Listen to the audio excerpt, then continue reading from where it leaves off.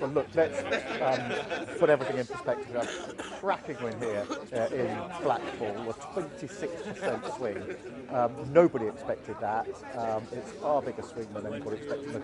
The Conservatives only just pulled in to second place. And we've shown we can win in other places. Hartlepool, obviously, a very important win for us in the north. Redditch is a bellwether seat, very important we won there. And winning in the south as well, as you'll have seen. Now, Harlow, disappointing in the end. I think it was a handful of votes that we lost by.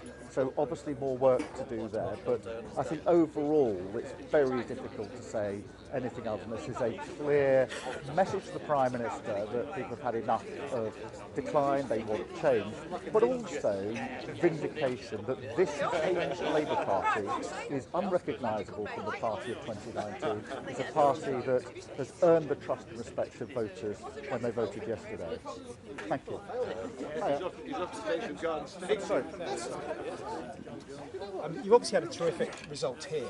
Are you disappointed by what happened in Harlow and losing seats in places like Oldham as well? Well, we have had a terrific result here. This is an amazing by-election result. It is, of course, the most important election result in the sense that it's a direct message to the Prime Minister because this is a parliamentary seat. That's a 26% swing. That's a huge swing. And it's the fifth swing of over 20% in by-elections that we've had in recent months and years.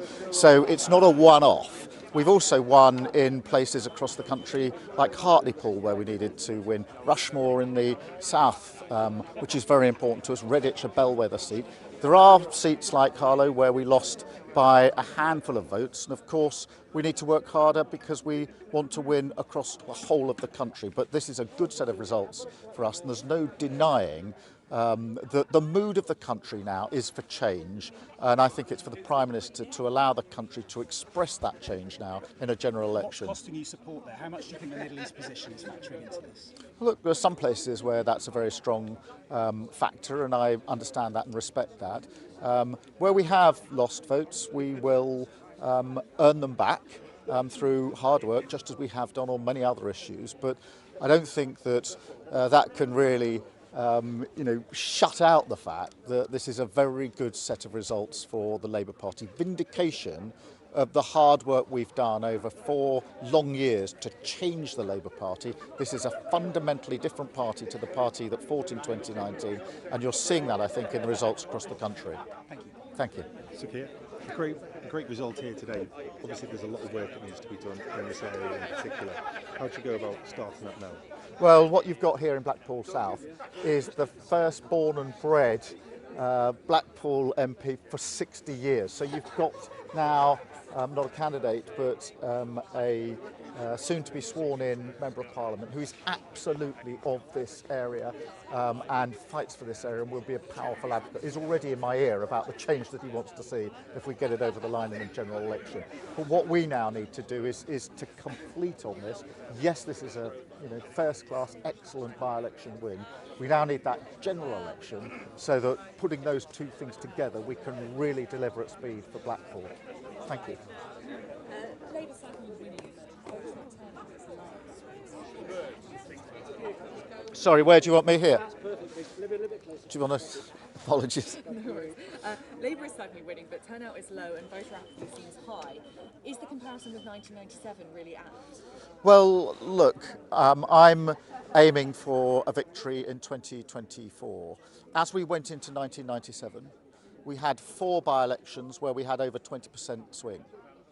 With Blackpool South going into the 2024 election, we've just had our 5th by-election win with over a 20% swing. So I think that that is vindication that people can see we're a changed party. People want to turn their backs now on 14 years of decline under the Tories, and there's this sense that we need to turn the page now, have a fresh start for our country and go forward with a positive plan, and the sooner that can happen, I think the better. The low turnout doesn't bother you? Well, by-elections traditionally have lower turnouts than general elections, but this is a very, very significant swing, 26% swing, and not just Labour getting that swing, but of course the Tories only just clinging on to second place by a few hundred votes ahead of Reform. So there's a very, very strong message, I think, to the Prime Minister here. And I think anybody trying to suggest that this is some kind of mid-term problem, this has consistently been happening in by-elections for a long time now. And I think that's because the country wants change. They're fed up with the situation under this government, and they want to go forward with Labour, and we want to make that positive case to the country.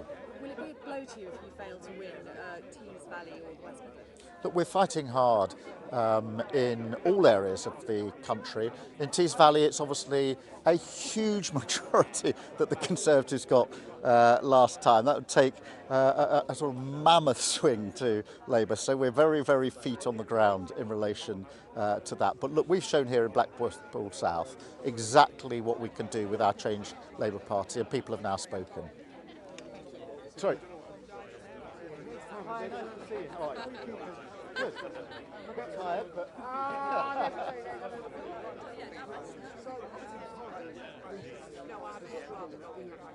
but...